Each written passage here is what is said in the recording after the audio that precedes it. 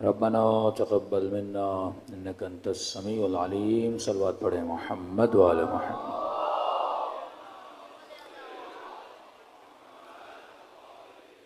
بسم اللہ الرحمن الرحیم.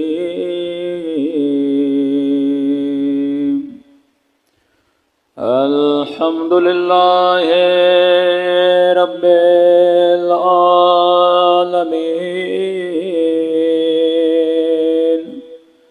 الحمد للہ کما هو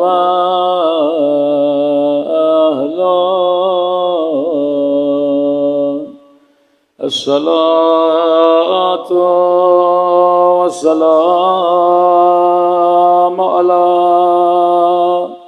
سید المرسلین وخاتم النبیین ابی القاسم محمد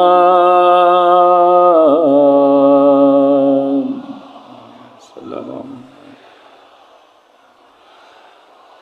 وعلی آلہ الطیبین الطاہرین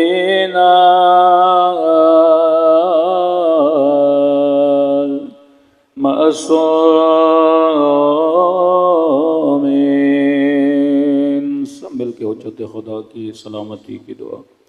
اللہم کل ولیک حجت ابن الحسن صلواتک وعلى آبائه في هذه وفي كل وليا وحافظا وقائدا ودلیلا وعینا حتی تسکنہ ارضک وتمتعہ فیہا برحمتک یا ارحم الراحمین. صلوات پڑھے محمد وعلی.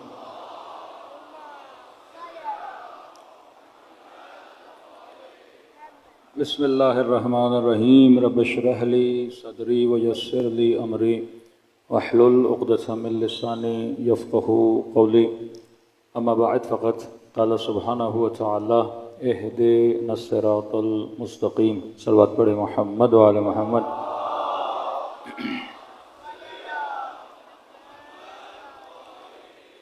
دعا ہے پروردگار عالم ہم سب کی عبادتوں کو اپنی بارگاہ میں قبول فرمائے اور جس مقصد ہدایت کو لے کر ان مجالس میں آتے ہیں خدا ان مقاصد میں بھی ہم سب کو کامیابیاں کامرانیاں نصیب فرما دے. مسلسل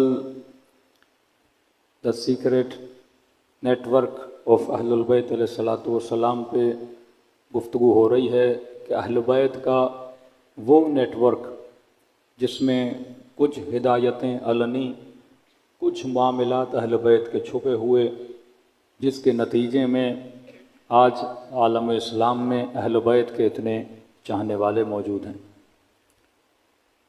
کہ آپ اتنا لمبا سفر کر کے کبھی گلگت بلتستان کی طرف جاتے ہیں، ان پہاڑوں کے بیچ میں آپ کو اہل بیت کے چاہنے والے نظر آتے ہیں. کبھی لمبا سفر کر کے سیریا سے ہوتے ہوئے آپ لبنان جاتے ہیں اور جنوب لبنان میں آپ کو اہل بیت کے چاہنے والے ملتے ہیں. یہ آذربائیجان، لبنان عراق، یمن، مصر، یہاں تک کہ ترکی، یہاں پر اہل بیت کے چاہنے والے بسا کرتے تھے۔ کئی حکومتوں میں مارا گیا، ہجرتیں کرائی گئیں کہ صرف عثمانیہ حکومت میں 7 لاکھ کے قریب شیعوں کو قتل کر دیا گیا۔ تکلیفیں آئیں، سب کچھ ہوا، لیکن ایک شیعہ بھی اگر کسی جگہ پہ گیا، اس نے اس مکتب کو بڑھاوا دیا کہ کسی گاؤں میں اگر 100 لوگ تھے، آپ نے 10 سال بعد دیکھا وہ ہزاروں میں بدل گئے۔ یعنی کبھی بھی آپ کو اپنی مجالس میں کمی نظر نہیں آئی، بلکہ آپ کو بڑھتی ہوئی نظر آئی۔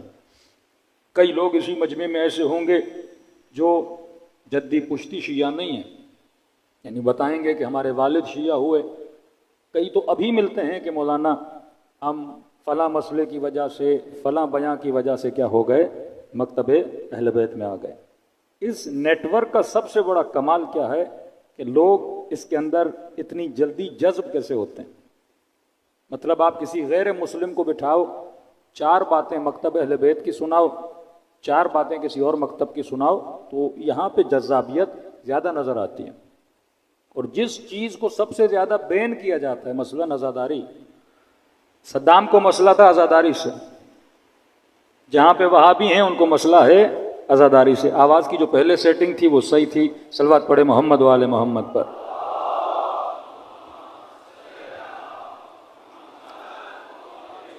میری گزارش ہوگی لاؤڈ والے صاحب سے، یہ بار بار چھیڑ خانی نہیں کریں، شروع میں جو سیٹنگ تھی اسی کو رکھیں، بارے دیگر صلوات پڑھے محمد و آل محمد۔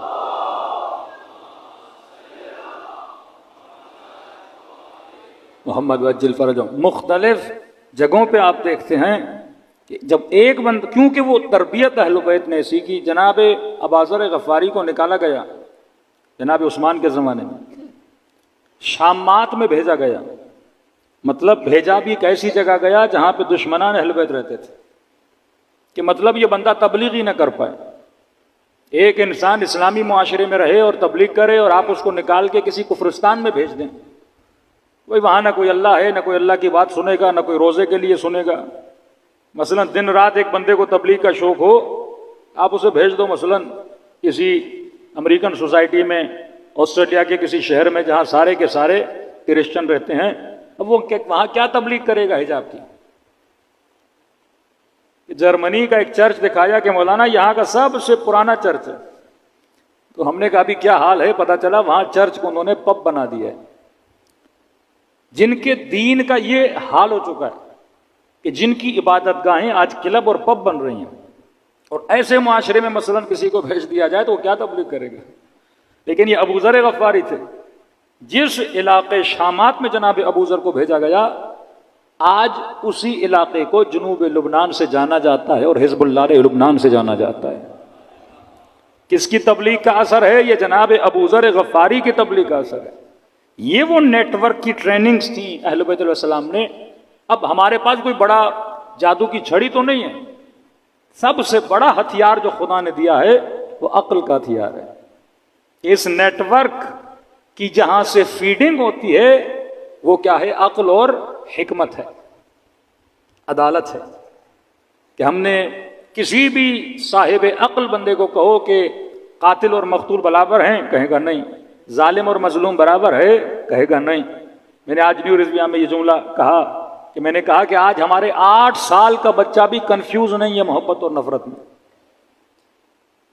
کسی بھی مجمع سے شیعہ بچے کو اٹھا اور پوچھو کہ یزید پہ لعنت ہونی چاہیے کہ نہیں، وہ یقین سے اور عقل سے دلیل دے کر کہے گا کہ یزید لعنتی ہے۔ اور کل کسی بندے کا انٹرویو سن رہا تھا، اور اس کا اپنا بندہ جو اہل سنت ہے وہ اسے کہہ رہا ہے کہ آپ یزید پہ لعنت بھیجو، کہہ رہا نہیں یزید نے امام علی مقام مولا حسین کے اس میں ظلم تو کیا ہے لیکن ہم لعنت نہیں بھیجتے۔ یعنی اتنا پڑھ لکھ کر بھی ان کا مفتی آج کنفیوز ہے کہ ٹک ٹاک پہ، فیس بک پہ، انسٹاگرام پہ 4-5 ملین سبسکرپشن حاصل کرنے کے بعد بھی ان کے اندر یہ صلاحیت نہیں ہے کہ قوم کو یہ بتا سکیں کہ قابل لعنت کون ہے اور قابل رحمت کون ہے۔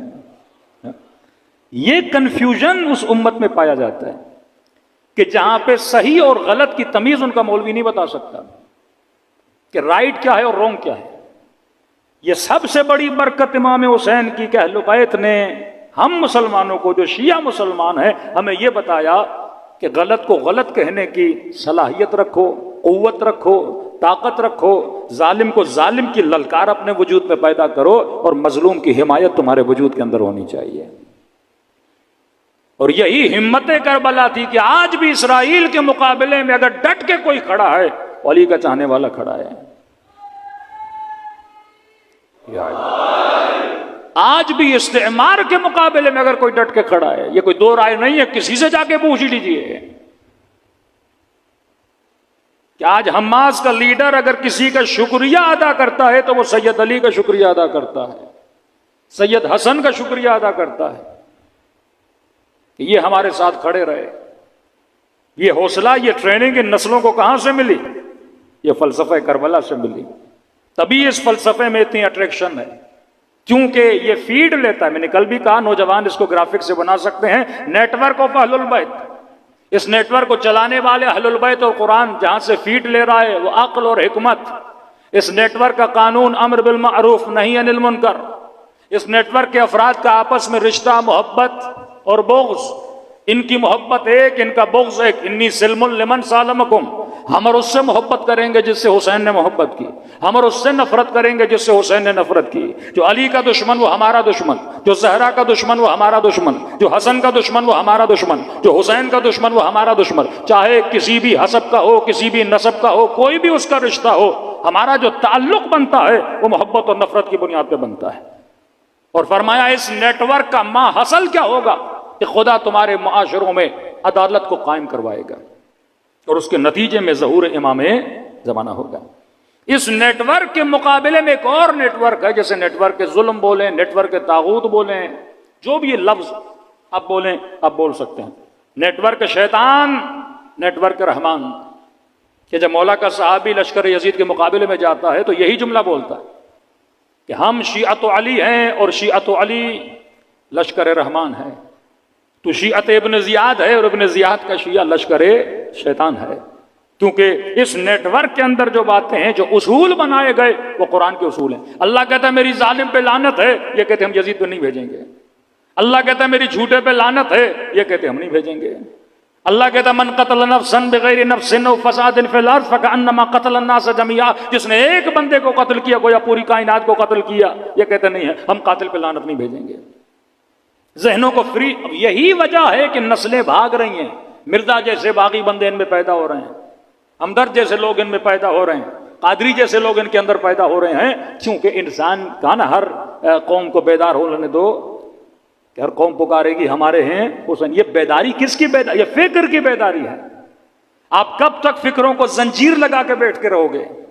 بالآخر یہ سوشل میڈیا کا زمانہ ہے، لیکن تھوڑا سا میں آپ کو پیچھے لے جاؤں، کیا کیا امام زین العابدین نے اور کیا کیا دشمن اہل بیت علیہ الصلوۃ والسلام نے؟ صلوات پڑھیں محمد و آل محمد پر۔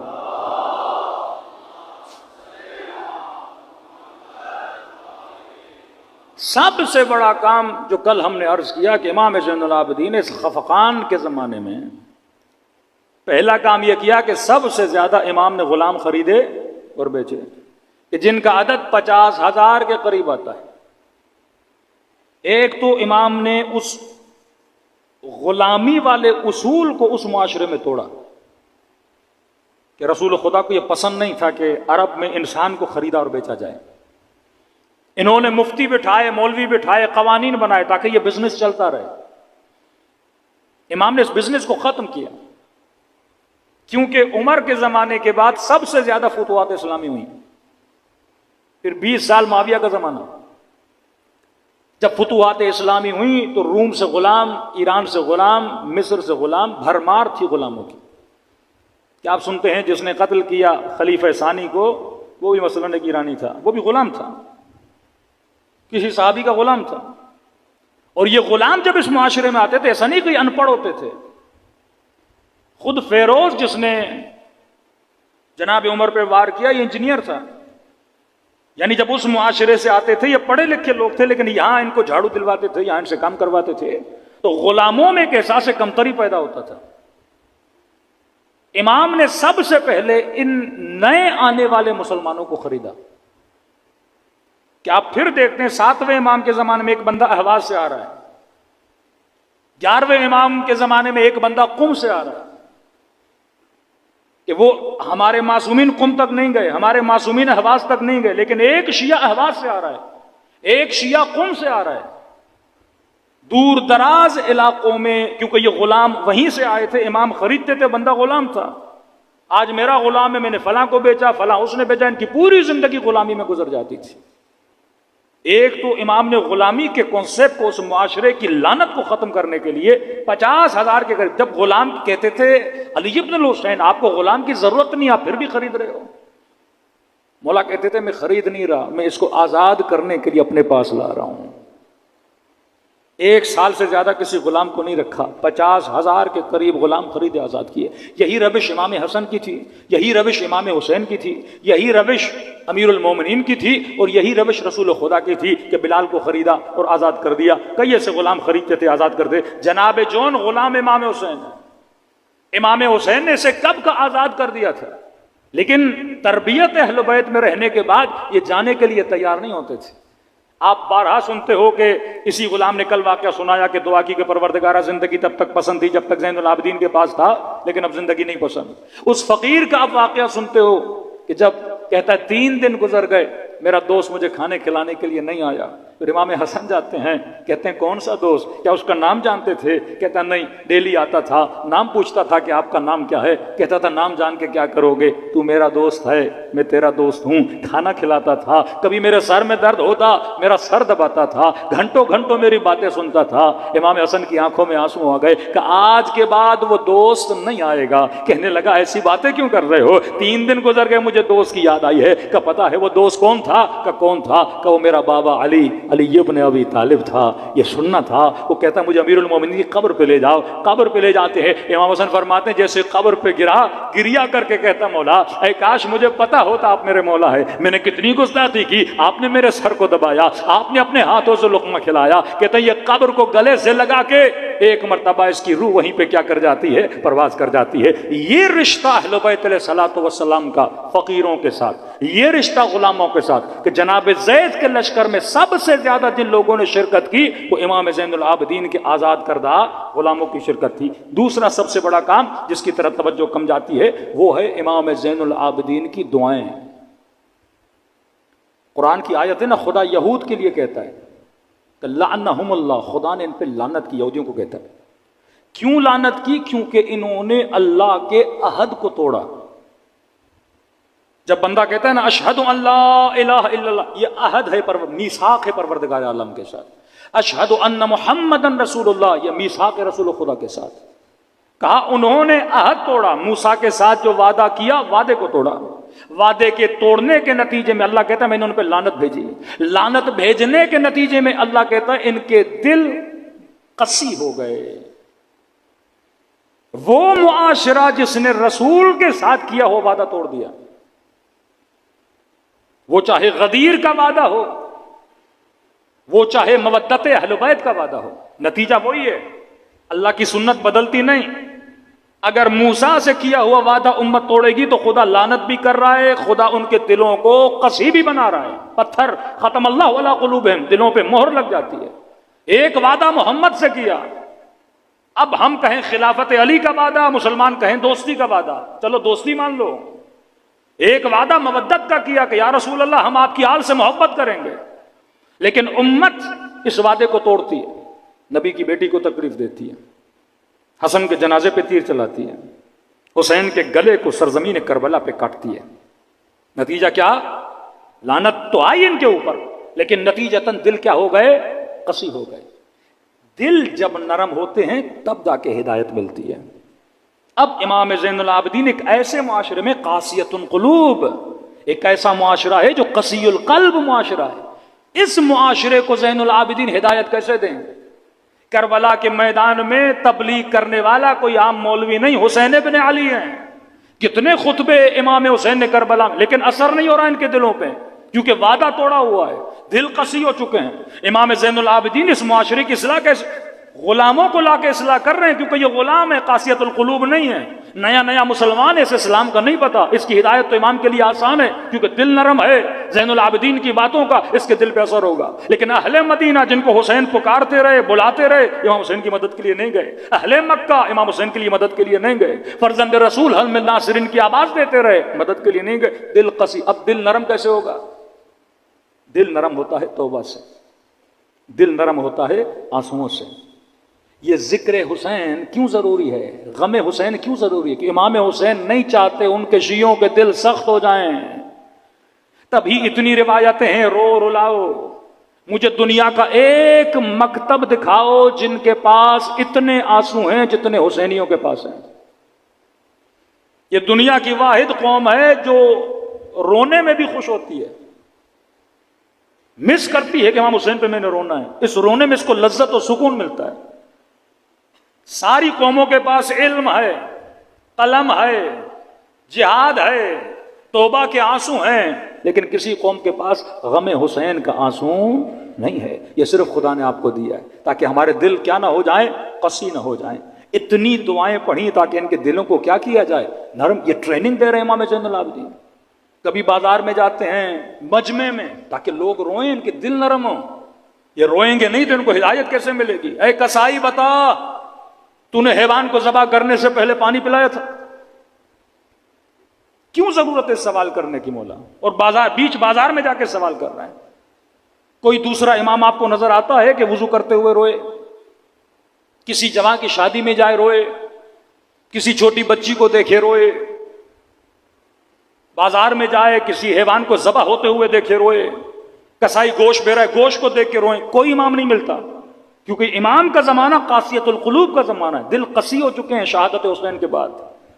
یہ لوگ سن رہے ہیں، سمعت بذالک فرضیت بہ، انہوں نے سنا اور قتل حسین پہ راضی ہو گئے۔ جس طرح آج کا معاشرہ بے حس معاشرہ کہ اسے یہ فکر نہیں کہ یزید لانتی ہے کہ نہیں، اس پہ لعنت بھیجنی کہ نہیں، یہ قاسیت القلوب ہے۔ تبھی وہ لوگ جو یزید پہ لعنت نہیں بھیجتے، خدا نے شکلوں پر بھی پھٹکار ڈالی ہوئی ہے ایسے لوگوں کے۔ آپ دیکھیے نا، ہم چھوٹے ہوتے تھے جب پاکستان آئے تو اپنے والد کو کہتے تھے یہ پاکستان میں بعض لوگوں کی شکلیں ایسے کیوں ہوتی ہیں۔ اب میں اس شعبے کا نام نہیں لوں گا، کہیں برا نہ لگ جائے بعض لوگوں کو۔ میں نے کہا ان کی شکل دیکھ کے بندے کو خوف لگتا ہے، کھڑا ہماری حفاظت کریے لیکن لگتا ہے کوئی ڈاکو کھڑا ہے۔ تو کئی اتنی رشوت لیتے ہیں، اتنی رشوت لیتے ہیں، اتنی رشوت لیتے ہیں، خدا شکلوں پہ پھٹکار ڈال دیتا ہے، شکلوں پہ نحوست آ جاتی ہے۔ جو یزید پہ لعنت نہ بھیج سکے، کسائی سے پوچھ رہے ہیں بتا تو نے پانی پلایا کہ نہیں؟ وہ کہتا جی مولا میں نے پلایا۔ کہ بتا تو نے کسی اور حیوان کے سامنے ذبح تو نہیں کیا؟ کہتا نہیں مولا مجھے پتا ہے حیوان کو حیوان کے سامنے ذبح نہیں کیا جاتا۔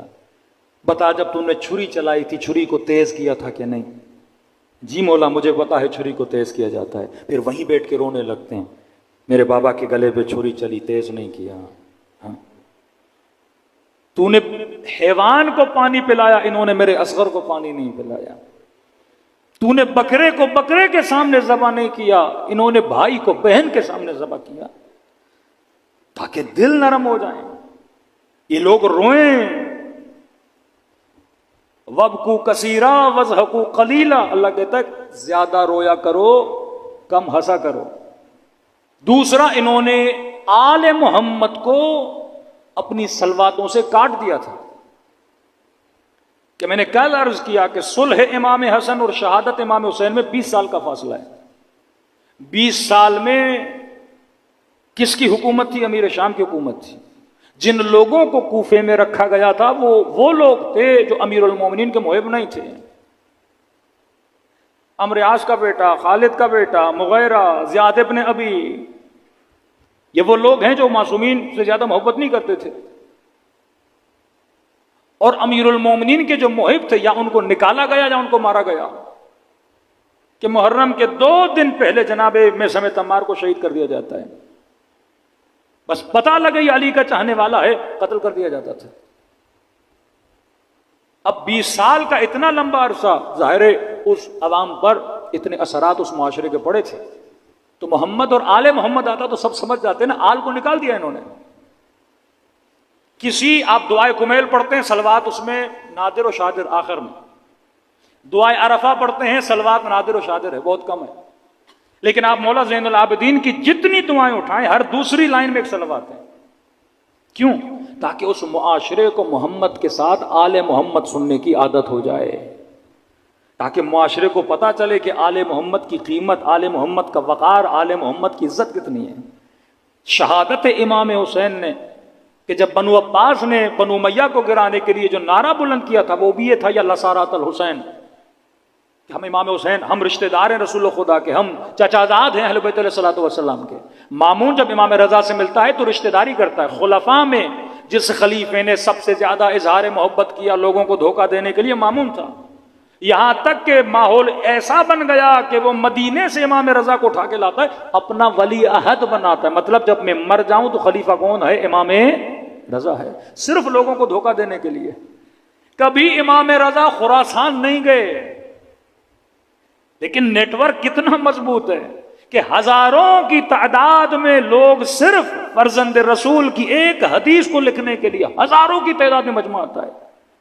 اس قدر عزت و احترام عوام کے اندر آ گیا. حکومت ان کی، پیسہ ان کا، مال ان کا، لیکن یہ تربیت اہل بیت علیہ الصلوۃ والسلام کا اثر تھا کہ لوگوں کے دلوں میں اہل بیت کی محبت پھیل گئی. یہ وہی دعائیں جن دعاؤں میں اثر اتنا تھا کہ زہاد کو اپنی طرف کھینچا، عباد کو اپنی طرف کھینچا. یہ دعائیں لوگ اپنی نماز شبوں میں پڑھا کرتے تھے، اور امام کا لقب ہی پڑھا زین العابدین، سید الساجدین.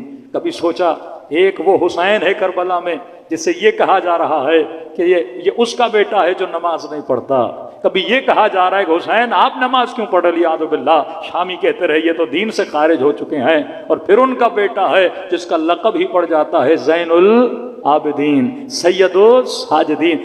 لقب کو دیکھا کرو کس زمانے میں لقب پڑا اور کیوں پڑا. مطلب اس زمانے میں اس لقب کی ضرورت تھی تاکہ امام زین العابدین کے بعد کوئی یہ نہ کہہ سکے کہ اہل بیت علیہ الصلوۃ والسلام عبادت نہیں کرتے تھے یا نماز نہیں پڑھتے تھے. اب تصور تقویٰ آتا تھا تو امام المتقین یاد آتا تھا، مومن کا نام آتا تھا تو امیر المومنین نام آتا تھا، سجدے کا تصور آتا تھا تو سید الساجدین یاد آتا تھا، عبادت کا تصور آتا تھا تو زین العابدین یاد آتا تھا، کسی سچائی کا تصور آتا تھا تو صادق آل محمد امام جعفر صادق یاد آتا تھا. صلوات پڑھے محمد و آل محمد.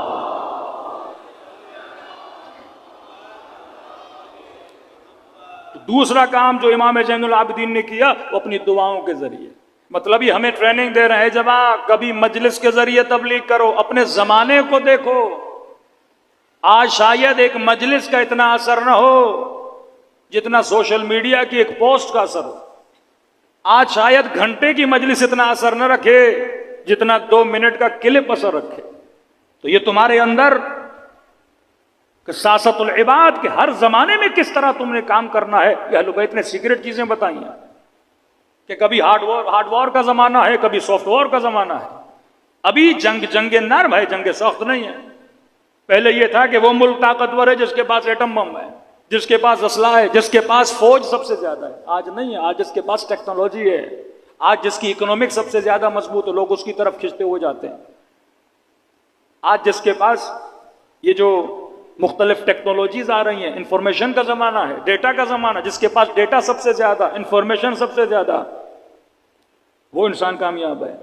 آج دشمن کے ساتھ لڑنا چاہتے ہو، یہ سوشل میڈیا کا زمانہ. امام کبھی صلح کر کے بے نقاب کر رہے ہیں، کبھی دعائیں پڑھ کے تبلیغ کر رہے ہیں، کبھی غلام خرید کے تبلیغ کر رہے ہیں. آج کے جوان کو سوچنا چاہیے، کوئی آئی ٹی میں ہے، کوئی انجینئر ہے، کوئی سائنس میں ہے، کوئی فزکس میں ہے، میں کس طرح امام زمانہ کی خدمت کر سکتا ہوں. ایک خاتون سوچے میں ٹیچر ہوں کالج میں پڑھانے جاتی ہوں، کہیں پہ جاب کرتی ہوں، میں کس طرح جناب زہرا کی خدمت کروں. میں سسٹم آف امام زمانہ کا فرد کیسے بن سکتا ہوں. اگر مجھے اس نیٹ ورک کا فرد بننا ہے تو میں نے صرف پیغام احیو امرنا، معصوم فرماتے ہیں ہمارے امر کو زندہ کرو، ہمارے فرمان کو زندہ کرو. تو جتنا آپ فرمان اہل بیت کو زندہ کریں گے اتنا یہ نیٹ ورک کیا ہوگا، زندگی اس نیٹ ورک کو ملے گی، اور جتنا یہ مضبوط ہوگا اتنی جلدی امام زمانہ کا ظہور بھی ہوگا. اب تھوڑی دیر کے لیے آپ شام کے ماحول کو سمجھیے، پھر آپ کو پتا چلے گا کہ اہل بیت کا مقابلہ اور سامنا کن لوگوں کے ساتھ. شام آزاد ہوا عمر کے زمانے میں، خلیفہ ثانی. شام کا سب سے پہلا والی یزید ابن ابی سفیان. معاویہ کا بھائی. اس کے بعد خلیفہ بنا معاویہ بن ابی سفیان. اس کے بعد خلیفے بنے یزید. یزید کے بعد پھر معاویہ. مطلب شامیوں نے علی نہیں دیکھا، شامیوں نے رسول نہیں دیکھا. آپ سمجھو آپ ایک نئے ملک کو فتح کرتے ہو، اور جب سے ملک فتح ہوا ان کے حکمران بنو امیہ تھے. ایک اسلام کا ورژن مدینے میں تھا جنہوں نے رسول کو دیکھا تھا، ایک اسلام کا ورژن مکے میں تھا جنہوں نے رسول کو دیکھا تھا، ایک اسلام کا ورژن کوفے میں تھا جنہوں نے علی کو بھی دیکھا، حسن کو بھی دیکھا، اور خلفاء کو جانتے تھے وہ لوگ، کیونکہ آنا جانا تھا. مدینے والے لوگ یہاں آتے تھے، یہ وہاں جاتے تھے.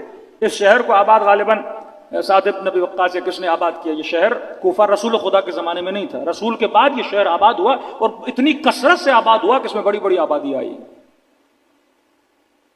اب شام کے لوگ وہ ہیں جنہوں نے رسول دیکھا نہیں، جنہوں نے علی دیکھا نہیں، جو علی کو جانتے نہیں. اب شامیوں کو جو بنی امیہ نے بتایا وہی علی تھا ان کے ذہن میں. مطلب ایک شامی اگر یہ کہہ رہا ہے کہ علی ابن ابی طالب کی شہادت مسجد میں ہوئی ہے، اور تعجباً پوچھ رہا ہے کہ کیا علی بھی نماز پڑھتے تھے، وہ لٹرلی یہ بلیو کرتا تھا کہ علی نماز نہیں پڑھتا. اس کی ذہن سازی ایسی کی گئی تھی. شامی کا قصور نہیں ہے کہ میں نے پرسوں کی مجلس میں کہا جب وزیرستان کے بعض لوگوں کو یہ بتایا جائے کہ شیعوں کے کان بڑے ہوتے ہیں اور ان کی دم ہوتی ہے، وہ یہی سمجھے گا کیونکہ اس نے کبھی شیعہ دیکھا ہی نہیں. تبھی علماء کہتے ہیں جلوس نکال تاکہ یہ دیکھیں کہ دمیں بھی نہیں ہیں، تاکہ یہ دیکھ سکیں کہ شیعہ کیسا ہوتا ہے. کہ مولانا ایک گاؤں ہے 2 گھر شیعوں کے ہیں، کیا ضرورت ہے جلوس نکالنے کی؟ 50 گھر غیر شیعوں کے ہیں. یہ جلوس مارکیٹنگ ہے آپ کی، کہ جو اپنے بچے کو حسین کا نام نہیں سنانا چاہتا، ہم روڈ پہ نکل کے اس کے بچے کو حسین کا نام بھی سنائیں اور یہ بھی بتائیں کہ یزید کون تھا. یہ سینس اہل بیت نے تب دیا جب مارکیٹنگ، جب میڈیا کی کوئی وقت ہی نہیں تھی. یا آپ سمجھتے ہیں آپ کا مکتب صرف مجلسوں سے بڑا؟ نہیں، جلوسوں سے بڑا. کئی لوگ جلوسوں کی وجہ سے آئے، نام حسین سنا، محبت حسین دیکھی، آپ کی سبیلیں، آپ کا نظر، آپ کا نیاز. الناس عبید الاحسان، انسان احسان کا بندہ ہے. جو حسین کا نیاز کھائے گا وہ کبھی حسین کی نمک حرامی نہیں کرے گا. جب کیوں کا شربت نہ پیو، نیاز نہ کھاؤ، مجلسوں میں نہ جاؤ. ابھی تو میں ٹک ٹاک والے مفتی صاحب کو سن رہا تھا، اب پہلے کافر بولا، مجلسوں میں نہ جاؤ، اب یہ نہج آئی ہے، کہتے ہیں بھائی بحث نہیں کرو شیعوں سے، بس بولو آپ جو کر رہے ہو صحیح ہو، ہم جو کر رہے ہیں. اب یہ نوبت آئی ہے. ان کو پتا ہے بحث کریں گے جواب تو ہے ہی نہیں، کیونکہ اتنے سوال ان کے اپنوں نے کھڑے کر دیے. اب کہتے ہیں جو ملے اسے بولو بھائی آپ ماتم کر رہے ہو کرو، جو کرتے ہو کرو، ہمیں کیوں بولتے ہو؟ ہم اپنی جگہ خوش، تم اپنی جگہ خوش. اے کاش یہ تم 20 سال پہلے بولتے ہیں نا، تم اپنی جگہ خوش، ہم اپنی جگہ خوش. 40 سال پہلے بولتے ہیں نا، پہلے پتھر مارے، پھر گولیاں ماری، پھر بموں سے مارا کہ یہ مجلس نہ کرے. اب یہ نوبت آئی، ان کے بچے سوال کر رہے ہیں کیونکہ یہ مکتب ہے. یہ ٹریننگ کیوں دی؟ جلوس کا مطلب کیا ہے؟ تاکہ گلی گلی جاؤ، نام حسین جو نہیں بھی سننا چاہتا اس کے کان میں حسین کا نام ٹکرائے. نوحے چلاؤ تاکہ ان کو پتا چلے امام حسین کی کوئی بیٹی تھی، ظلم ہوا، کوئی نبی کی نواسی تھی جس کی چادر چھینی گئی، کچھ اہل بیت تھے جن کو بازاروں میں لے جایا گیا. پھر ان کے ذہنوں میں سوال پیدا ہو، وہ کون تھا جو دربار میں لے کر گیا؟ وہ کون تھا جس نے یہ حکم دیا کہ نبی کے نواسے کا گلا کاٹا جائے؟ جب کون تک آئیں گے آپ کا آدھا مسئلہ حل ہو جائے گا. صلوات پڑھے محمد والے محمد پر.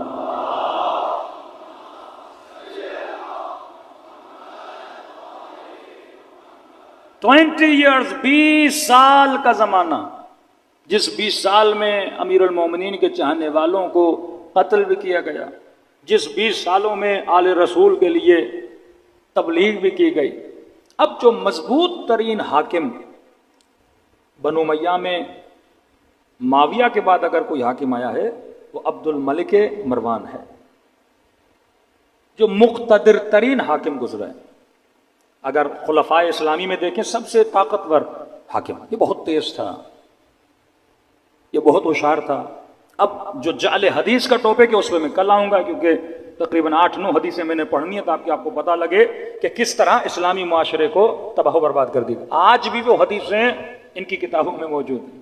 آج بھی اگر یزید کے دفاع میں اگر کوئی حدیث لائی جاتی ہے، بخاری سے وہ حدیثیں لائی جاتی ہیں کہ میں نے اس دن پڑھی تھی کہ رسول خدا فرماتے اگر کوئی ایسا بندہ حاکم بن جائے ولو حبشین، اگر حبشی کالا بھی ہو، فاسق و فاجر بھی ہو، تم مسلمانوں کو حق نہیں اس کے خلاف قیام کرو، اور اگر کوئی حاکم کے خلاف قیام کرتا ہے اور جماعت مسلمین سے نکل جاتا ہے، فرمایا وہ سیدھا منہ کہاں جائے گا؟ جہنم کے اندر جائے گا۔ اور چالاکیاں جعل حدیث اتنی کی، اور حدیث کا راوی کس کو بنایا؟ ابو ذر غفاری۔ حدیث کا راوی کس کو بنایا؟ ابن عباس۔ یہ دونوں امیر المومنین کے نزدیک ہیں۔ اب وہ ابو ذر غفاری جو جناب عثمان کا سخت ترین مخالف تھا، جس کی وجہ سے جناب ابو ذر غفاری کو نکالا گیا اور تبعید کی گئی، اور یہ حدیث کس سے لاتے ہیں؟ ابو ذر غفاری سے، کہ کچھ مسلمان گئے ربضہ میں جناب ابو ذر غفاری سے ملنے گئے اور کہا ابو ذر غفاری ہم چاہتے ہیں کہ آپ قیام کریں، ہم آپ کے ساتھ چلیں۔ ابو ذر غفاری نے کہا نہیں، میرے رسول نے فرمایا ہے حاکم کیسا بھی ہو، کچھ بھی ہو، اس کے خلاف قیام نہیں کرنا، اور ہم جماعت مسلمین سے نکل گئے تو کہاں چلے جائیں گے؟ جہنم میں چلے جائیں گے۔ حالانکہ وہ بندہ جو خود مخالف رہ چکا ہے اور وہ کہہ رہا ہے کہ قیام نہیں کرنا۔ کبھی ابن عباس سے جوڑتے ہیں، کبھی ابو ذر غفاری سے، یعنی بھرمار ہے مسلم اور بخاری میں ایسی حدیثوں کی کہ جو صراحتاً قرآن کی آیتوں کی مخالفت میں ہیں، کہ خدا کہتا ہے یرثھا عبادی الصالحین، میں زمین کا ورثہ کن کو دیتا ہوں؟ اپنے صالح بندوں کو دیتا ہوں۔ لیکن یہ کیا کہہ رہے ہیں کہ کوئی فاسق بھی ہو، کوئی فاجر بھی ہو، کوئی شرابی بھی ہو، کوئی زانی بھی ہو، وہ بھی حاکم بن جائے۔ اور یہاں تک حدیث لائی کہ جب یہ مسلمان مر جائے گا، اللہ ایسے کہے گا، یہ کل سارے متون آپ کے سامنے پڑھوں گا، اللہ ایسے کہے گا کہ یہ بتا تم نے گناہ کیوں کیا؟ تو کہیں گے پروردگارا تو نے کہا کہ میرے انبیاء کی اطاعت کرو، ہم نے کی، تو نے کہا میرے رسول کی اطاعت کرو، ہم نے کی، اور آپ کے نبی نے کہا کہ حاکم فاسق بھی ہو، فاجر بھی ہو، اس کی اطاعت کرنی ہے۔ تو پروردگارا ہم نے گناہ تو کیے، اب وہ گناہ ہماری گردن پر نہیں ہے، گناہ حاکم کے گردن پر ہیں۔ تو کہتے ہیں اللہ اس کو کہے گا اچھا چلو یہ بات صحیح ہے، ان کو جنت میں لے جاؤ۔ مطلب اللہ کو بھی پتہ نہیں ہوگا، یہ اللہ کو سمجھائیں گے کہ آپ کے نبی نے یہ کہا ہے، اور اللہ ان کو کہے گا کہ آپ جنت میں چلے جاؤ۔ مطلب امت نے حاکم کے کہنے پر جتنے گناہ کیے امت بری و ذمہ ہے۔ جس طرح آج کل مسیحی کہتے ہیں حضرت عیسیٰ سولی پہ چڑھ گئے، اور جتنے ہم گناہ کریں گے عیسیٰ وہ سزا جو ہے ساری بھگت کے گئے ہیں، اور ہم سارے حضرت عیسیٰ کی وجہ سے کہاں جائیں گے؟ جنت میں چلے جائیں گے۔ تبھی امت میں یہ احساس ہی پیدا نہیں ہوا کہ ہم نے خلیفے کے خلاف اٹھنا ہے، یا ہم نے بادشاہ کے خلاف اٹھنا ہے، یا ہم نے کبھی ٹوکنا بھی ہے، یا ہم نے کبھی مخالفت بھی کرنی ہے، یا ہم نے کبھی اس کے فسق و فجور پہ بات کرنی ہے۔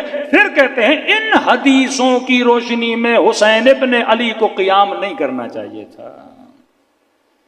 جب اصحاب رسول مدینے میں خاموش تھے، پھر ہم سوال کر سکتے ہیں نا واقع ہررا کیوں ہوا؟ مولا حسین شہید ہو گئے، پھر رسول کا صحابی شام جاتا ہے، یزید کی حرکتوں کو دیکھتا ہے، پھر شام سے واپس مدینے آتا ہے، پھر مدینے والوں کو کہتا ہے کہ جو حسین کہہ رہے تھے وہ صحیح تھا۔ پھر یہاں پہ امام زین العابدین ان کا پھر ساتھ نہیں دیتے۔ پھر جو واقع حرہ میں ہوا، کعبۃ اللہ کی توہین ہوئی، مسجد نبوی میں گھوڑے کھڑے کر دیے گئے، 3 دن مدینے کو حلال قرار دیا گیا۔ اس وقت بھی کردار امام زین العابدین کہ آل مروان کو اس وقت اگر پناہ لینی پڑی تو امام زین العابدین کے گھر میں لینی پڑی۔ صلوات پڑھے محمد و آل محمد۔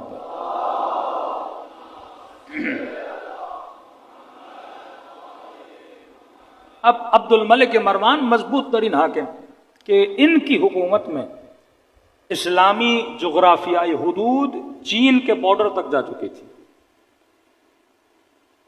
انہوں نے بہت کام کیے ان حکومتوں میں،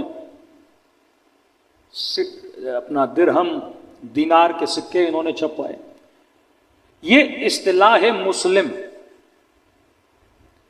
یہ عبد الملک مروان نے بنائی، یعنی پہلے مسلمان ایک دوسرے کو مسلمان نہیں کہتے تھے، کہتے تھے مومن ہے یا مہاجر ہے۔ انہوں نے یہ نام دلایا مسلمانوں کو کہ جب مخاطب ہوں تو کیا کہو، یہ مسلمین ہیں۔ دوسرا، انہوں نے عوام کے اندر جذبات دیکھے بنو امیہ کے خلاف، تو انہوں نے اپنے ہی رشتہ داروں سے اظہار برات کیا، کیونکہ یہ چچا زاد تھے امیر شام کے، ان سے اظہار برات کیا۔ پہلی حکومتوں میں جتنی حدیثیں بنی تھیں اکثر راوی شامی تھے، اور اتنی چال حدیث کی گئی. انہوں نے ایک نیا کام کیا. انہوں نے کہا اب کیونکہ واقعاً شام کے لوگ ہماری باتوں پر اب دھیان نہیں دے رہے ہیں، کیونکہ شامی مسلمان نہیں تھے، ان کو مسلمان بنایا، عدالت کا نعرہ لگا کے وہ قتل کر رہے ہیں. اسلام میں قتل نہیں ہے، اسلام میں عدالت ہے، اسلام میں حکمت ہے. انہوں نے دیکھا بھائی آپ بھی وہی کام کر رہے ہو، کعبۃ اللہ کو کوئی گرا رہا ہے، وہی قتل، وہی غارت. تو لوگوں کے اندر بھی احساس بیزاری پیدا ہوا. تو انہوں نے بنو امیہ سے اظہار ابزار کیا، اور کچھ راویان حدیث کو جو مدینے کے تھے ان کو شام بلایا کہ اب منبر پر کوئی ایسا بندہ نہیں بیٹھے گا جو شامی ہو. لوگوں کا بھروسہ جیتنے کے لیے مدینے سے بندہ بلایا، اس کا نام بھی کل بتاؤں گا، صحابی رسول. اسے بلایا تاکہ اب وہ لوگوں کو حدیث سنائے کہ رسول خدا نے یہ کہا، رسول خدا نے یہ کہا، تاکہ اہل شام کو یقین ہو کہ یہ کیا کہہ رہے ہیں، سچ کہہ رہے ہیں. ان کو پوری اور نیٹ ورک عبد الملک مروان کا اتنا مضبوط تھا، اگر یہ کوئی فیصلہ کرتے تھے کہتے ہیں ودن 6 months پورے عالم اسلام کی حدود میں وہ فیصلہ پہنچ جاتا تھا. اب مدینے میں حکومت عبداللہ ابن زبیر کی، ان دونوں کا آپس میں ٹکر ہوتا ہے. اب شام کے لوگ مدینے جانا چاہتے ہیں، ان کو پتا ہے کہ ہم نے 20 سال یا اتنے سال شامیوں کو مدینے نہیں جانے دیا، شامیوں نے کبھی اصحاب رسول کی حدیثیں نہیں سنی. اب اگر کوئی شامی مدینے چلا جاتا، رسول خدا کی بات کو سنتا، یہ بڑا تعجب کرتے تھے. ایک شامی مدینے آتا تھا، امام زین العابدین سے ملتا تھا، فوراً اس کا مائنڈ چینج، کہتے ہم نے جو سنا ہے ویسا تو کچھ بھی نہیں ہے.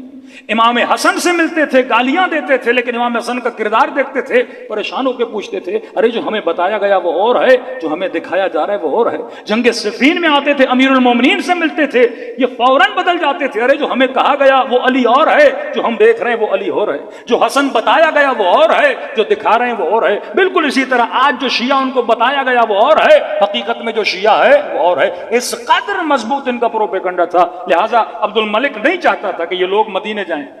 تو کہتے ہیں ایک حدیث اس نے بنوائی، جعلی حدیث. کسی نے حدیث بنائی کہ رسول خدا نے فرمایا کہ صرف 3 مسجدیں احترام والی نہیں ہیں. مسجد اقصیٰ کا بھی بہت بڑا احترام ہے، اور فرمایا جب نبی معراج پر گئے تھے تو اس پتھر پہ پاؤں رکھ کے گئے تھے، جو پتھر کہاں ہے، مسجد اقصیٰ میں ہے، اور اس پتھر کی عبادت کرنا بالکل ایسے ہے جیسے خانہ خدا کی طواف کرنے عبادت کرنا. تاکہ یہ شامی مدینے نہ جائیں. یہ سارے شامی کہاں جاتے تھے، فلسطین جاتے تھے، صرف اس نیت سے کہ اگر ہم مکے نہیں جا سکتے تو وہی ثواب ہم کہاں کمانے جائیں، ہم فلسطین میں کمانے جائیں. صلوات پڑھے محمد و آل محمد پر.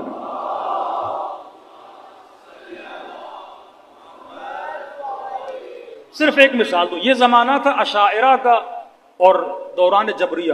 آپ کے 5ویں اور 6 امام نے کتنا کام کیا. کہتے ہیں جب یہ خلیفہ بنا، اس نے جو خطبہ دیا، اس نے اپنے زمانے میں امر بالمعروف پر پابندی لگائی. پہلا خطبہ دیا کہ اے لوگو، تم دوسروں کو تقوی کی دعوت دیتے ہو اور تمہارے اندر خود تقوی نہیں ہے، تو لہذا تمہیں کسی اور کو تقوی کی دعوت دینے کی ضرورت بھی نہیں ہے. اور کہا آج کے بعد اگر کوئی مجھے کہے گا نا کہ متقی بن جا، میں سب سے پہلے اس کا گلا کاٹوں گا. اب امت جانتی ہے کہ یہ بندہ کیسا ہے. جب حملہ کیا حجاج کے ہاتھوں مدینے پر، امام زین العابدین نے کہا تھا عبداللہ ابن زبیر کا گلا ایسے کاٹے جائے گا جیسے بکرے کا گلا کاٹا جاتا ہے. عبداللہ ابن زبیر کو ذبح کر دیا گیا. اس کی حکومت مدینے پر بھی آ گئی. منجنیقوں سے حجاج ابن یوسف کے ہاتھوں سے کعبۃ اللہ کو زخمی کیا. حجر اسود اس واقعے میں ٹوٹا. یہ وہ زمانہ تھا جب انہوں نے حملہ. اب لوگ دیکھتے تھے کیسا بندہ ہے. اپنے زمانوں میں انہوں نے امر بالمعروف کو منع کر دیا، کیونکہ امام حسین کے قیام کے محرکات کو آپ دیکھیں گے، پہلی بنیاد ہے لآمر بالمعروف وانہی عن المنکر. میں حسین کیسے دیکھوں کوئی شرابی رسول خدا کے ممبر پر بیٹھا ہے، کوئی فاسق و فاجر رسول خدا کے ممبر پر بیٹھا ہے. پہلی پابندی لگائی کہ قطعاً کبھی بھی کوئی بندہ امر بالمعروف اور نہی عن المنکر نہیں کرے گا. دوسرا، پورے عالم اسلام میں ایک قرآن کی قرات کو عام کیا. اس کی نیت یہ تھی کہ جتنے بھی اسلامی ممالک ہیں وہاں پہ صرف ایک ورژن چلے.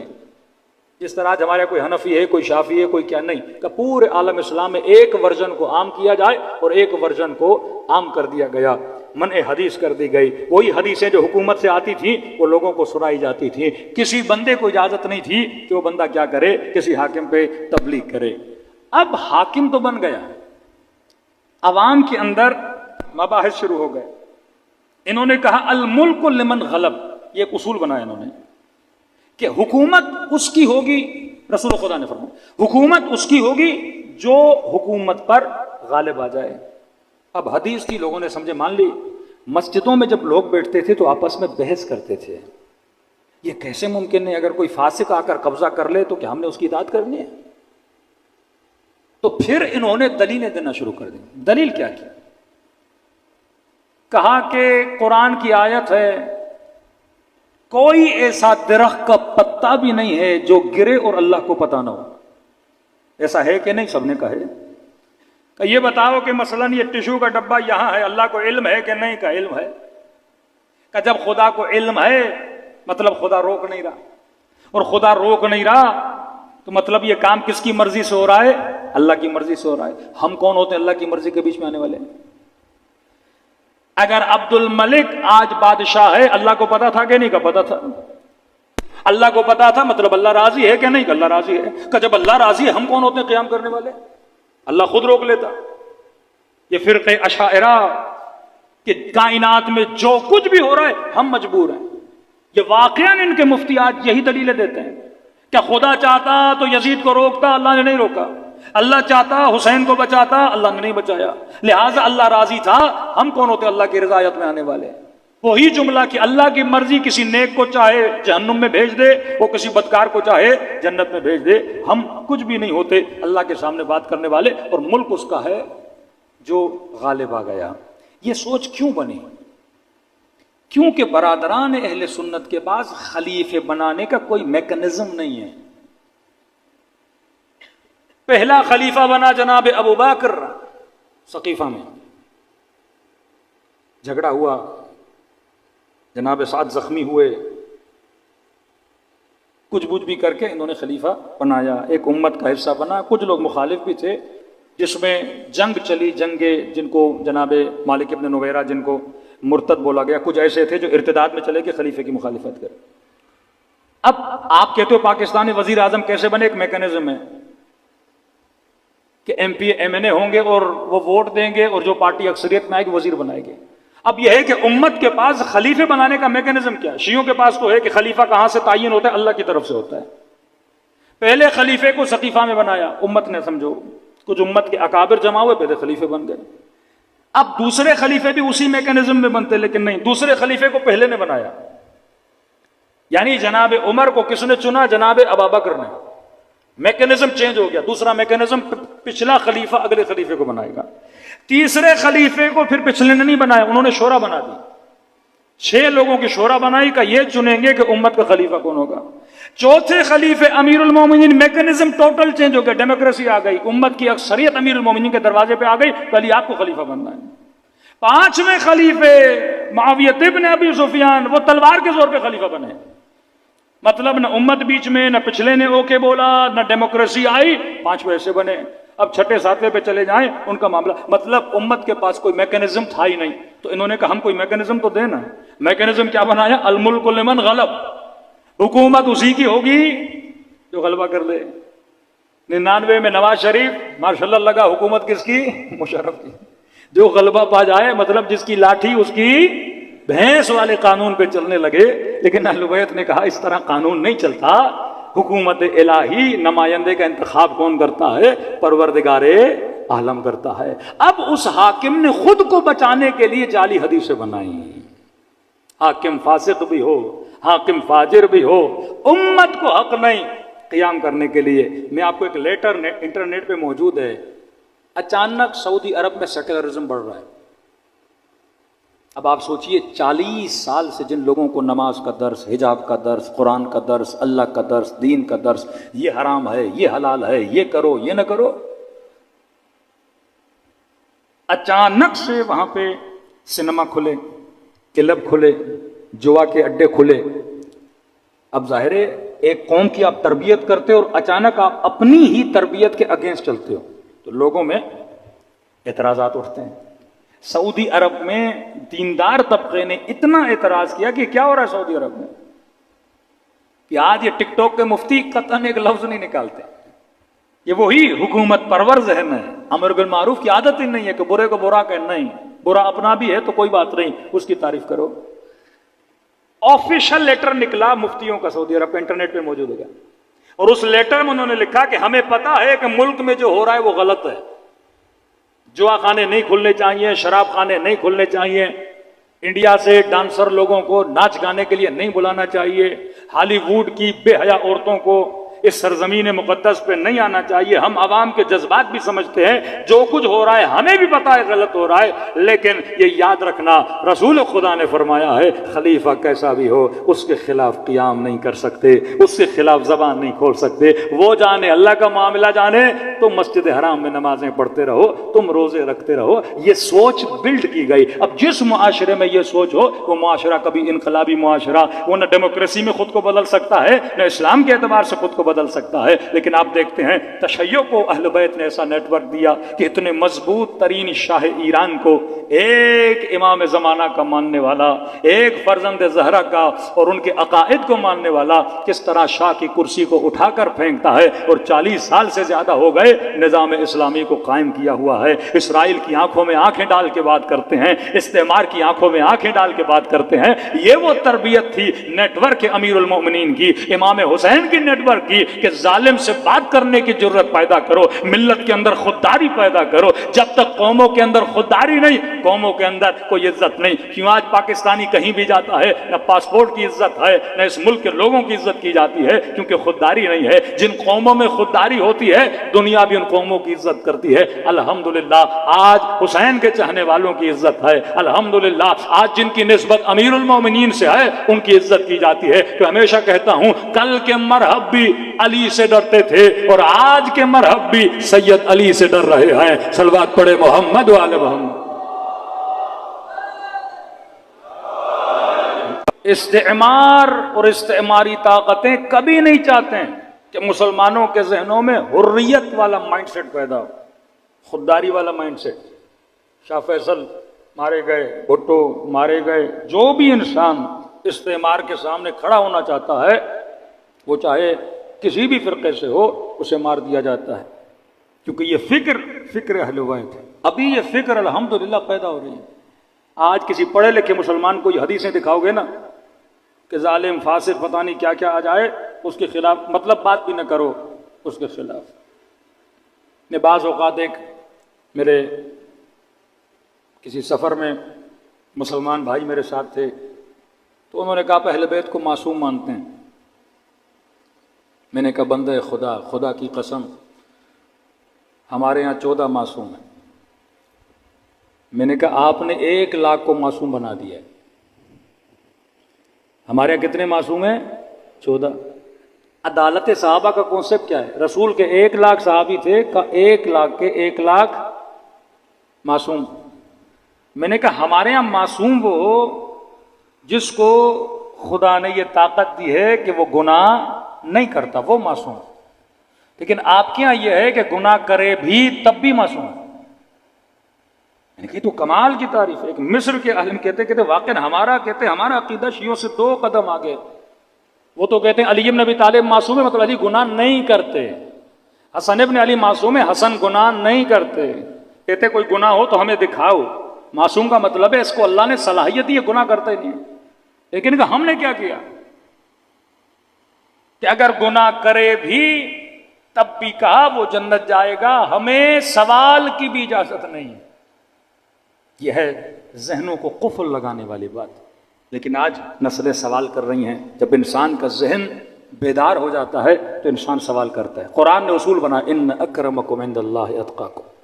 نوح کا بیٹا ہے، گناہ کرے گا، اللہ کہتے ہیں سزا ملے گی۔ آدم کا بیٹا حابیل و قابیل گناہ کرے گا، اللہ کہتا ہے سزا ملے گی۔ یعقوب کے بیٹے یوسف کے بھائی گناہ کریں گے، اللہ کہتا ہے توبہ کرنی پڑے گی۔ جس نے جہاں خطا کی کہا یہ مذہب اختیار ہے، یہاں پہ ہدایت کا راستہ بھی ہے، ضلالت کا راستہ بھی ہے۔ غیر المغضوب علیہم ولا الضالین، فرمایا صراط مستقیم پہ چلو۔ یہ پیغام پوری امت کے لیے ہے، اور یہ اینک لگا کے رکھو کہ واقعاً حق کیا ہے باطل کیا ہے۔ صلوات پڑھے محمد و آل محمد۔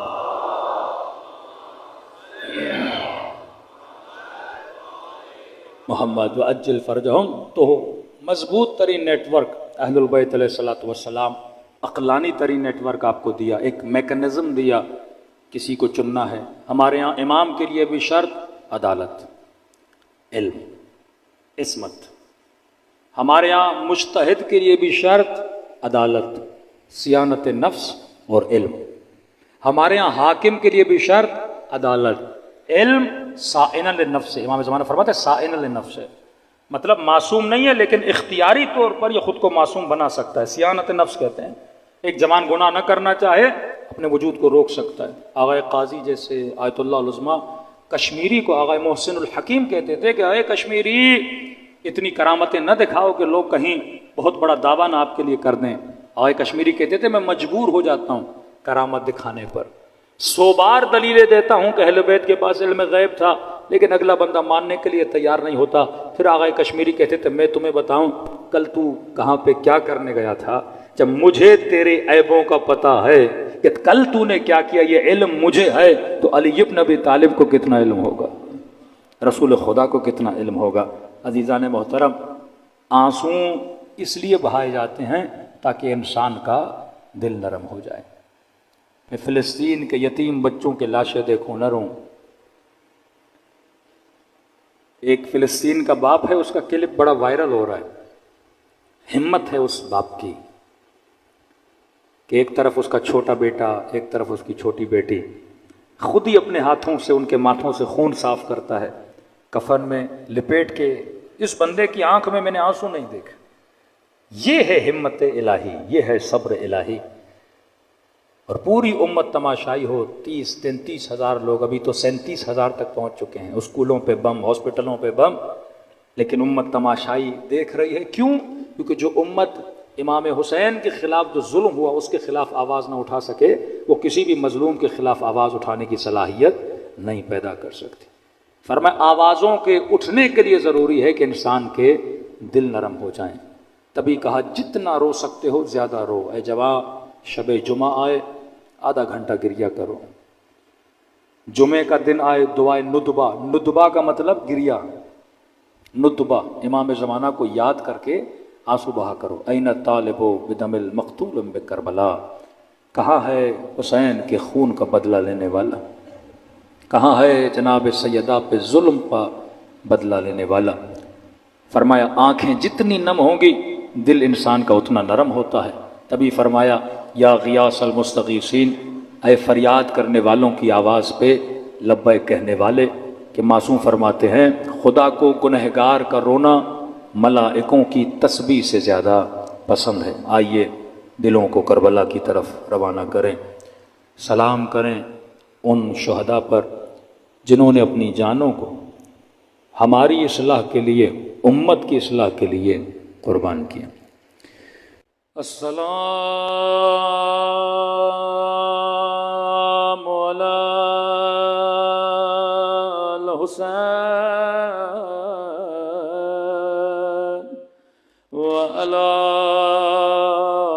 अली इब्नुल हुसैन व अला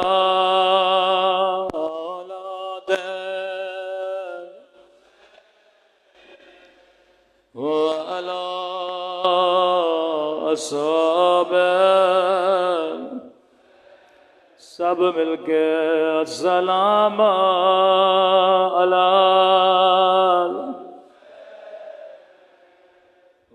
अला अली इब्न।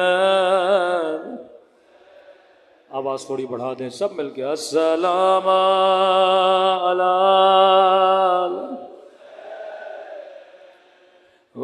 अला अली इब्न अला औलाद हुसैन व अला अस्हाबे। ऐसे सलाम करो जैसे सकीना ने सलाम किया था।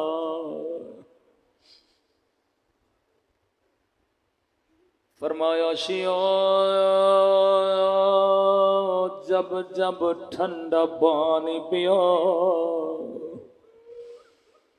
میری سکینہ کو یاد کیا کرو، ایک ایک گھونٹ کے لیے میری بچی کو تماچے مارے گئے۔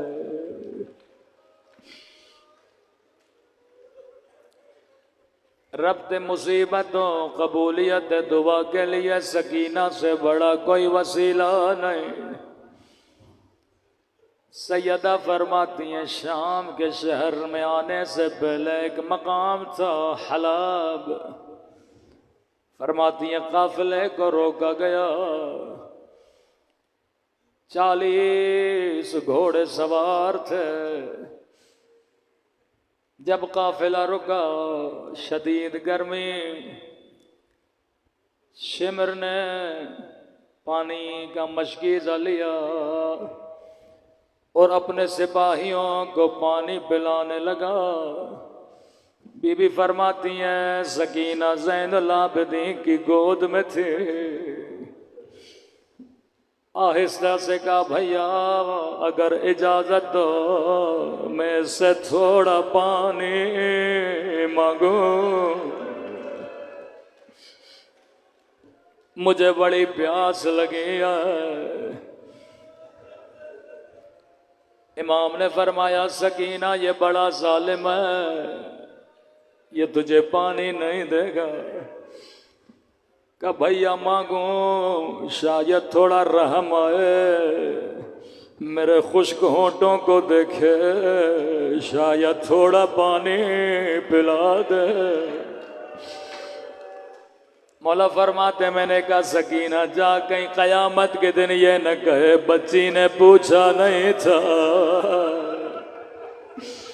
تصور کر کے رونا، خدا تجھے شام میں ننھی سی قبر کی زیارت نصیب کرائے۔ روایت کے جملے آئے ننگے پاؤں آہستہ آہستہ چلنے لگے، لائیں کے قریب آئے، کہنے لگی مجھے تھوڑا پانی دے دے، مجھے بڑی پیاس لگی ہے۔ خدا کی قسم اگر کہتا سکینہ پانی نہیں دوں گا بچی دوبارہ پانی نہیں مانگتی، لیکن راوی کہتا ہے لائیں نے کوئی جواب نہیں دیا، یہ سپاہیوں کو پانی پلاتا رہا، بچی اس کے پیچھے پیچھے چلتی رہے، شاید اس کے بعد پانی دے گا۔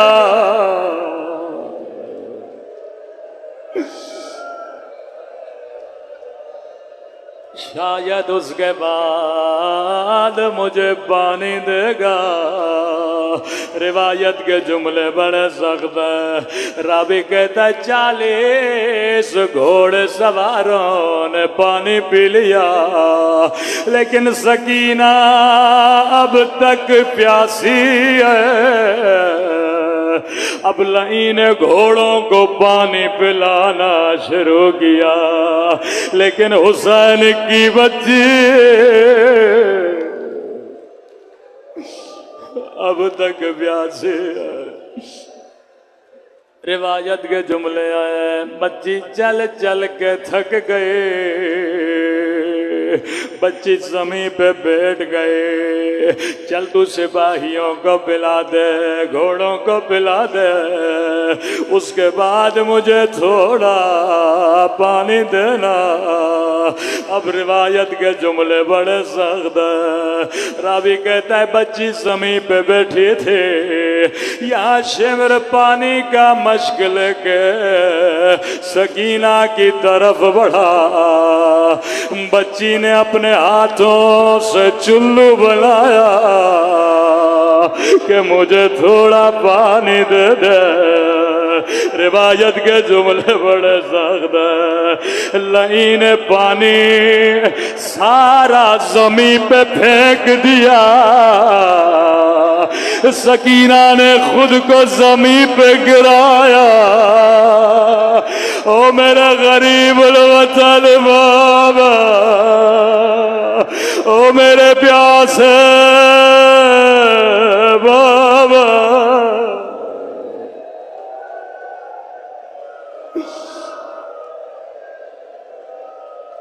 وہ ظلم کیا جس کی مثال تاریخ میں نہیں ملتی. فرمایا شیو جب جب ٹھنڈا پانی پیو میری سکینہ کو یاد کیا کرو. چوتھے امام فرماتے ہیں دوسری وہ منزل جو میں کبھی نہیں بھولتا. کون سی منزل؟ کبھی بچی کو پانی کے لیے رلایا گیا، کبھی بچی کو کھانے کے لیے رلایا گیا. کہا دربار شام ہے، ساری بیویاں کھڑی ہیں. یہاں یہ یزید لئی اپنے تخت پہ آتا ہے. اللہ جانے شمر لئی اس کے کانوں میں کیا کہتا ہے. یہ لئی ایک مرتبہ قیدی بیویوں کو دیکھنے لگتا ہے. میں کہوں یزید تو اندھا ہو جاتا کبھی علی کی بیٹیوں کو نہ دیکھتا. پہلا سوال کرتا ہے بتا حسین کی بچی کون ہے؟ یہ تکلیف دینا چاہتے تھے اہل بیت کو، اذیت دینا چاہتے تھے. اتنے بھرے مجمع میں شمر سکینہ کی طرف اشارہ کرتا ہے. لئی جیسے بچی کو دیکھتا ہے پہلا سوال کرتا ہے بچی بتا تیرا نام کیا ہے؟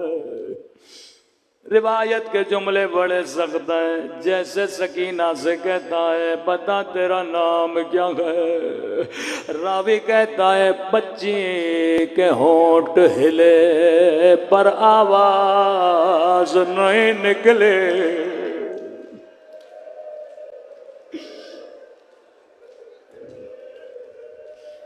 40 سال ایسے میرے مولا خون نہیں روئے.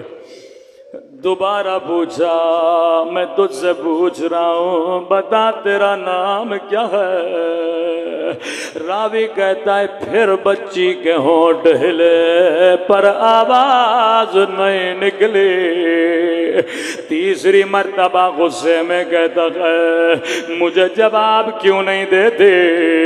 یا امام زین العابدین کی آواز آتی ہے او لئی بچی بتا تو رہی ہے لیکن گردن کی رسی بڑی تنگ ہے. بچی کی آواز کیسے نکلے؟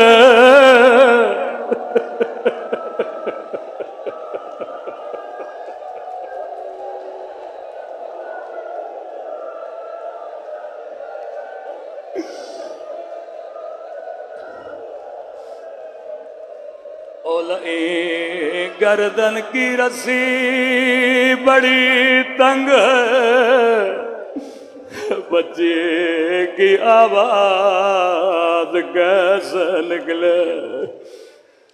لئی نے حکم دیا رسی کھولی جائے.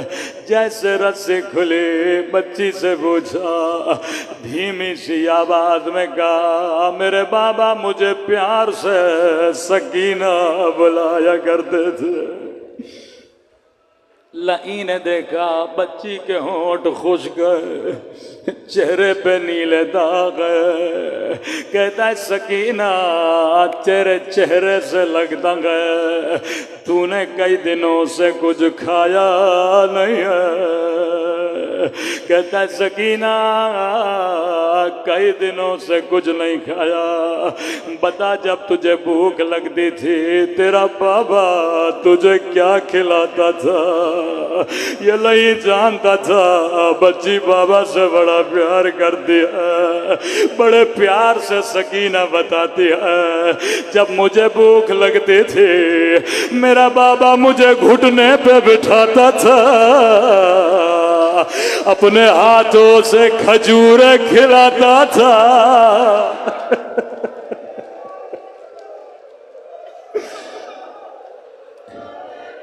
مجھے نہیں پتا آگے پڑھوں یا نہ پڑھوں، لیکن آج نہ پڑھوں تو کب پڑھوں؟ امام زین العابدین فرماتے ہیں اے ذاکر میرے شیعوں کو بتا تاکہ پتا چلے کیسے کیسے مظالم ہوئے۔ نہیں کہتا ہے ادھر آ میں تجھے کھجوریں دوں گا۔ امام زین العابدین کو دیکھا کہ سکینہ چلی جا کہیں یہ نہ کہے ہم نے پوچھا تھا پر بچی نے بتایا نہیں تھا۔ ننھی سی بچی آگے بڑھتی ہے، نہیں حکم دیتا ہے تشت بلایا جائے۔ میرے چوتھے امام فرماتے ہیں عرب تشت میں کھجوریں رکھا کرتے تھے، تشت پہ کپڑا تھا، لئی نے تشت بچی کو دیا۔ اللہ یہ منظر کسی بچی کو نہ دکھائے۔ بچی نے کپڑا ہٹایا، ایک کٹی ہوئی گردن سر کو سینے سے لگایا۔ او میرا غریب بابا، او میرے پیاسے بابا، بابا تیرے گردن کی رگیں کس نے کاٹی؟ بابا شمر نے مجھے تماچے مارے۔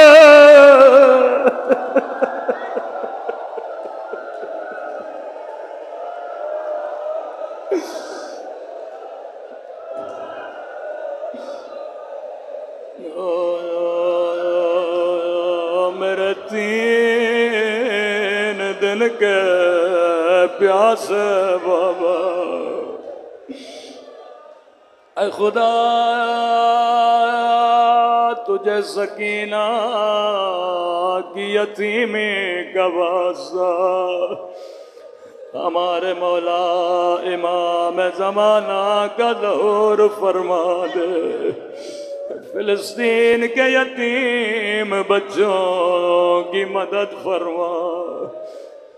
اے خدا قبر کی پہلی رات شفاعت حسین نصیب فرما، ہم سب کے صغیرہ کبیرہ گناہ معاف فرما، جو مومنین بیمار ہیں انہیں شفاء کاملہ عاجلہ نصیب فرما، اس مجمع میں جو پریشان ہے اس کی پریشانیوں کو دور فرما، بے اولادوں کو اولاد نیک و صالح عطا فرما، جو مانگا نہیں مانگا اپنے خزانے قدرت سے ہم سب کو عطا فرما۔ الا لعنت اللہ علی القوم الظالمین۔